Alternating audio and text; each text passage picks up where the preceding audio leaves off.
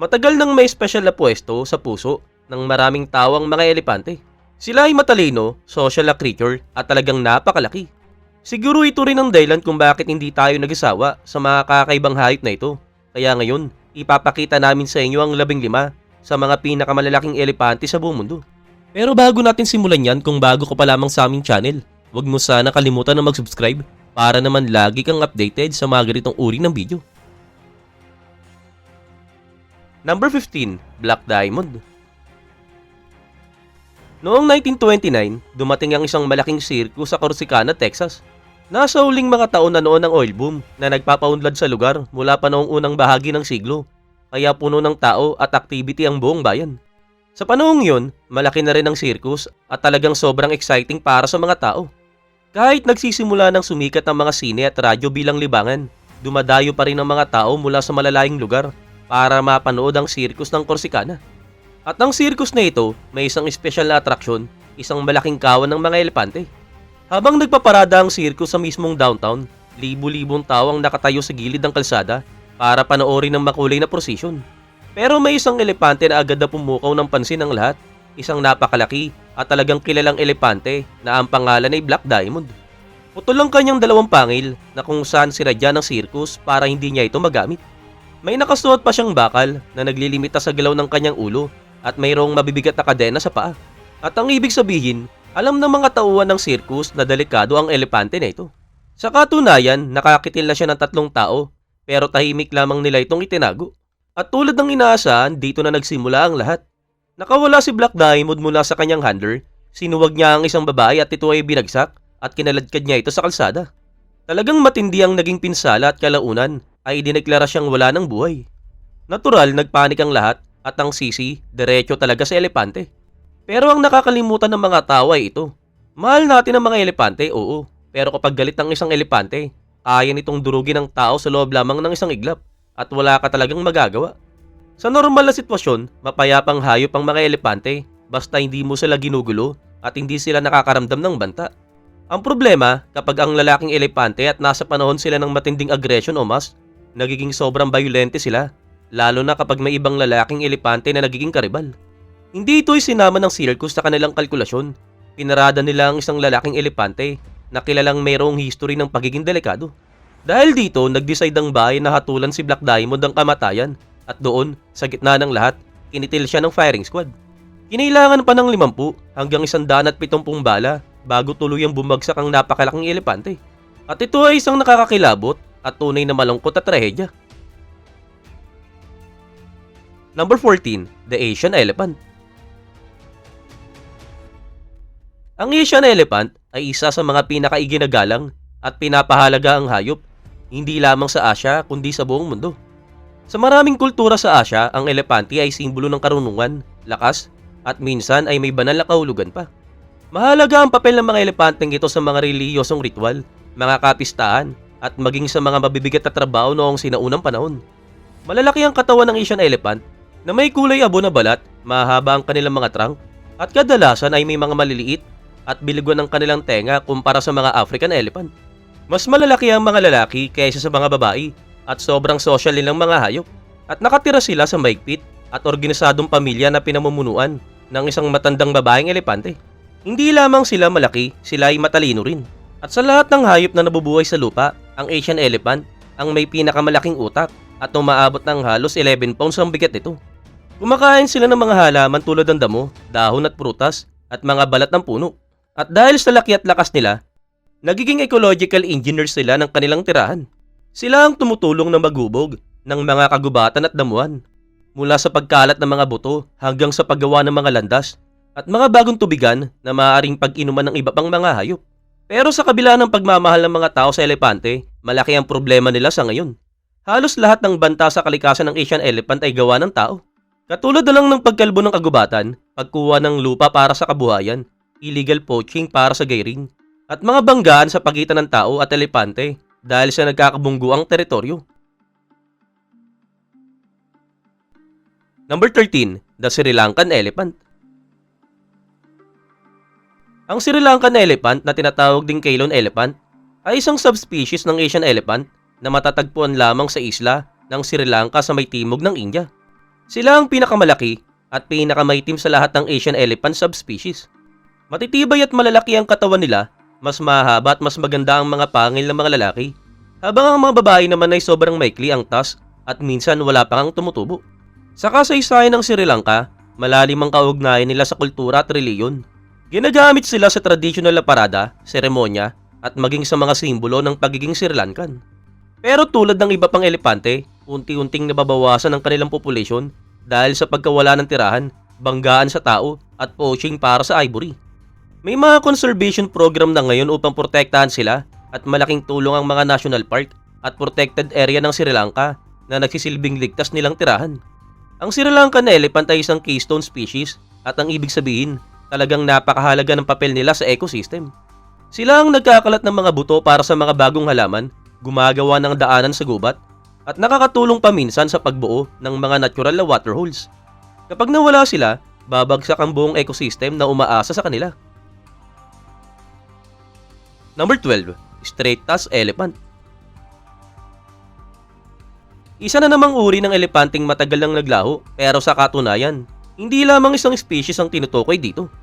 Ang pangalang straight-tusked elephant ay ginagamit para sa maraming uri ng sinaunang elepante na parehong may mahaba at tuwid na pangil. Sa dami ng mga labi at fossil na natuklasan sa iba't ibang lugar, hanggang ngayon ay hindi pa rin tiyak kung ilan talaga ang species sa sakop nito. Ayon sa mga pag-aaral, ang mga higanting hayop na ito ang posibleng pinakamalalaking mammal na naglakad mismo sa lupa. Nabuhay sila sa Africa, Europa at Asia sa loob ng halos 1 million years at tinatayang namuhay sila mula 2.2 million years hanggang 11,700 years ago. Napakalaki nila na kung saan umaabot pa sila ng halos 15 talampakan ng taas at tumitimbang ng hanggang 14 tons na kung saan halos doble ng bigat ng isang modernong African elephant. At dahil nabuhay pa sila hanggang 21,000 years ago, tiyak na nagtagpo sila ng mga sinaunang tao. Maraming ebidensya na ginagawa silang pagkain ng mga naunang tao, lalo na noong nag-uumpisa ang mga tribo na manghuli para mabuhay. Number 11. Sataw. Ang elepanteng si Sataw ang isa sa mga pinakakilalang African elephant sa Kenya at isa sa mga pinakamalaki. Siya ay tinatawag na tusker dahil sobrang haba ng kanyang mga pangil na halos sumayda sa lupa. Siya ay isang tunay na simbolo ng kagandahan at lakas ng wildlife ng Africa, pero trahedya ang talagang sinapit niya. Noong 2014, si Sataw ay nakitil ng mga poacher gamit ang laso ng palaso. Naninirahan siya sa loob ng isang napakalaking national park sa Kenya, isa sa mga pinakamalawak at may pinakamalaking population ng elepante. At bagamat walang eksaktong record, pinaniniwalaan na siya ay pinanganak noong huling bahagi ng 1960s, kaya nasa 45 taong gulang na siya noong siya ay pumanaw. Ang laki at ganda ng kanyang tas ang dahilan kung bakit kakaiba siya, pero iyon din ang naging dahilan ng kanyang pagkamatay.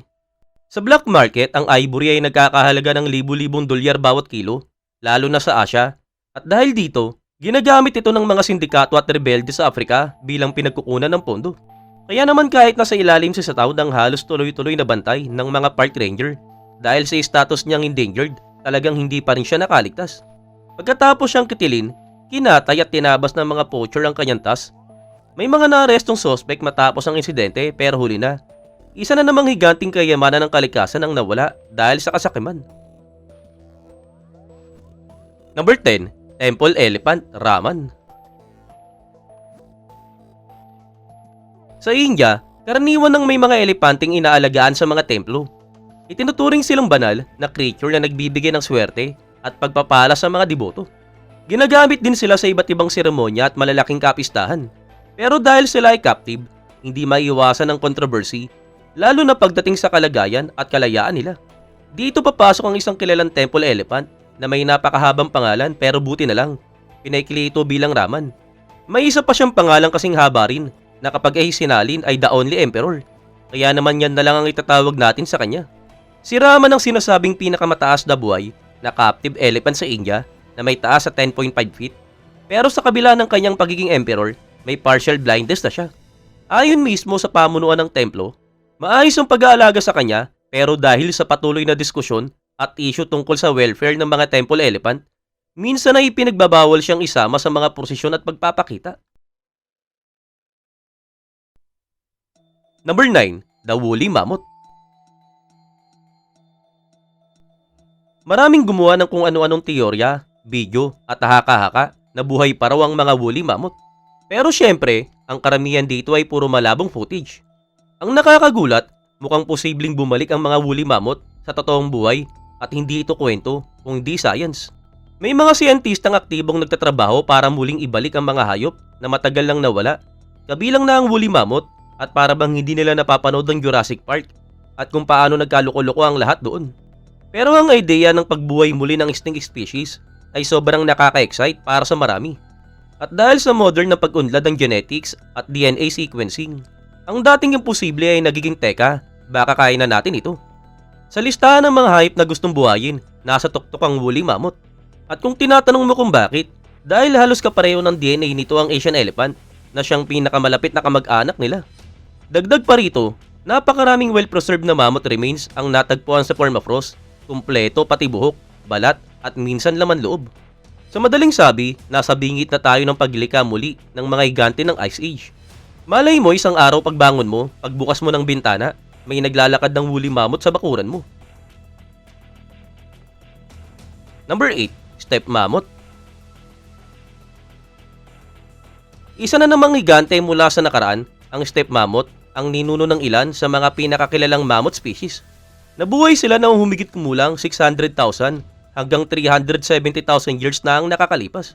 Sobrang laki ng mga hayop na ito na may mga individual na umaabot ng halos 16 na talampakan ng taas na halos kasing taas ang 2 palapag na bahay.